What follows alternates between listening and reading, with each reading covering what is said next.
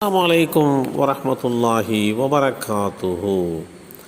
அடிமைகளை விடுதலை செய்தால் நரக விடுதலை.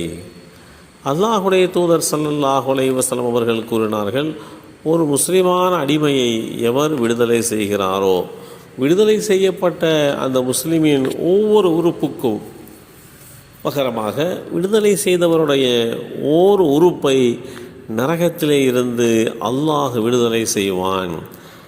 அவருடைய இந்த செயல்பாடு எந்த அளவிற்கு மேன்மையானது என்பதை குறிப்பிடுகின்ற இந்த செய்தி அபூ ஹுரைரா ரலியல்லாஹு அன்ஹு அவர்கள் மூலமாக அறிவிக்கப்பட்டு ஸஹீஹுல் புகாரியிலே 6715 என்ற எண்ணிலே பதிவு செய்யப்பட்டிருக்கிறது.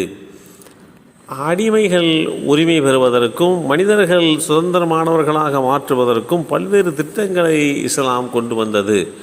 பல்வேறு விதமான பாவங்களுக்கு பரிகாரமாக, குற்றங்களுக்கு பரிகாரமாக, பல்வேறு விதமான தடை செய்யப்பட்ட விஷயங்களுக்கு பரிகாரமாக அடிமையை உரிமை விட வேண்டும் என்று இஸ்லாம் வலியுறுத்துகிறது. இஸ்லாம் உலகத்திற்கு சொன்ன கருத்துக்களும் இவ்வையகத்தில் கொண்டு வந்த மாற்றங்களும் நிகழ்த்திய சாதனைகளும் புரட்சிகளும் சர்வசாதாரணமானவை என்று எடுத்துக்கொள்ள முடியாது. அப்படி ஏற்படுத்திய புரட்சிகளில் ஒன்றுதான் உலகில் மனிதனாய் பிறந்த அனைவரும் சமம், யாரும் யாருக்கும் அடிமை அல்ல, சுதந்திரமாக வாழ்வதற்கு அனைவருக்கும் உரிமை உண்டு என்பது. ஒரு மனிதன் சட்டம், நீதி போன்றவற்றுக்கு முரண்படாத வகையிலும், அல்லாஹ்விற்கு மாற்றம் செய்யாத வகையிலும், அடுத்தவர்களுக்கு தீங்கிழைக்காத அமைப்பிலும் தான் வாழ வேண்டும். தான் நினைத்ததை பேசுவதற்கும் செயல்படுவதற்குமான உரிமைக்கு சுதந்திரம் என்று கூறப்படுகிறது. அந்த சுதந்திரத்தை மனிதருக்கு இஸ்லாம் முழுமையாக வழங்கியுள்ளது.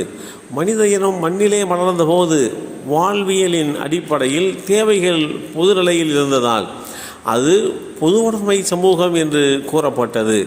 அது சாதி, மத, இன வேறுபாடுகளற்ற, வர்க்க பேதமற்ற,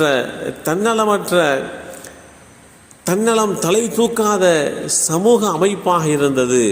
பொதுவுடைமை சமூகம் என்று தனியுடைமை சமூகமாக மாறி தனக்கென சொந்தம் கொண்டாடத் தொடங்கியது அன்று முதல்தான் மனிதர்களிடையே போட்டிகளும் போராட்டங்களும் உருவானது.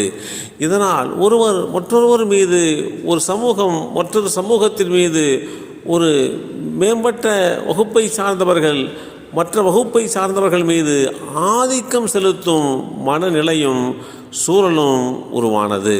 இதன் பின்னணியில்தான் அடிமை சமூகம் உருவானது என்று சொன்னால் அது மிகையாக ஆகாது. ஐரோப்பியர்கள், குறிப்பாக ஆங்கிலேயர்கள், நிறம் மற்றும் கலாச்சார அடிப்படையில் மனித இனத்தை பாகுபடுத்தி பெரும் ஏற்றத்தாழ்வுகளை உருவாக்கி அடிமை முறையை வளர்த்து உலகமெங்கும் வீரியம் பெற செய்தனர். இதன் அடிப்படையில் கருப்பின மக்கள் தாழ்வானவர்களாக, விலங்குகளை விட கேவலமானவர்களாக நடத்தப்பட்டனர் என்பதும் நிதர்சனமான உண்மை. வசதி படைத்தவர்கள் அடிமைகளை வாங்கி விற்கும் தொழிலில் ஈடுபட்டனர். அடிமை வர்த்தகம் உலக அளவில் பிரபலமான தொழிலாக உருவானது. அடிமைகளை வாங்கவும் விற்கவும் சந்தைகள் ஏற்படுத்தப்பட்டன. இவற்றில் மனிதனே விற்கும் மாபெரும் அவலம் அரங்கேறியது. அடிமை வியாபாரத்தில் உச்சகட்டத்தில் இருந்த பல்வேறு ஐரோப்பிய நாடுகளால் பிடிக்கப்பட்ட மனிதர்களுடைய மொத்த எண்ணிக்கை 10 கோடிக்கு மேல் இருக்கும் என்று ஒரு புள்ளி விவரம் தெளிவுபடுத்துகிறது. உலக நாடுகள் அனைத்திலும் அடிமை முறை அல்லது அடிமைத்தனம் ஏதோ ஒரு வகையிலே இன்றும் இருப்பதை பார்க்க முடிகிறது. உலகில் முதலாக அடிமை முறையை ஒழித்து யாரும் யாருக்கும் அடிமை அல்ல, யாரும் யாரை விட தாழ்ந்தவரும் அல்ல, அனைவரும் சமம் என்று இஸ்லாம் திறம்பட அந்த சமுதாய மக்களுக்கு மத்தியிலே எடுத்து சொன்னது. அத்தகைய வகையிலே இஸ்லாம் வழிகாட்டி தந்திருக்கக்கூடிய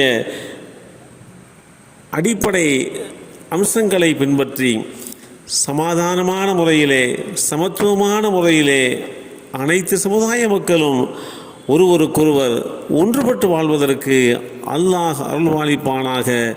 அஸ்ஸலாமு அலைக்கும் வரஹ்மத்துல்லாஹி வபரகாத்துஹு.